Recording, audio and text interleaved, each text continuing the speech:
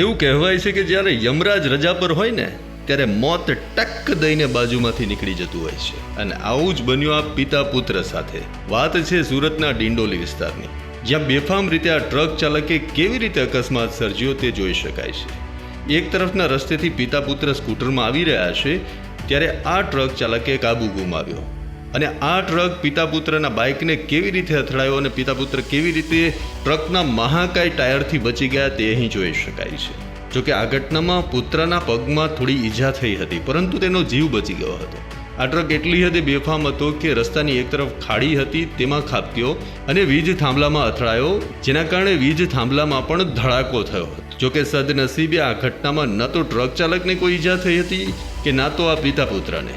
એમ કહી શકાય કે સુરતના ડિંડોલી વિસ્તારમાં થયેલા આ અકસ્માતમાં ટ્રકને મોટું નુકસાન થયું છે, બાઇકને મોટું નુકસાન થયું છે, પરંતુ કોઈનો જીવ ગયો નથી.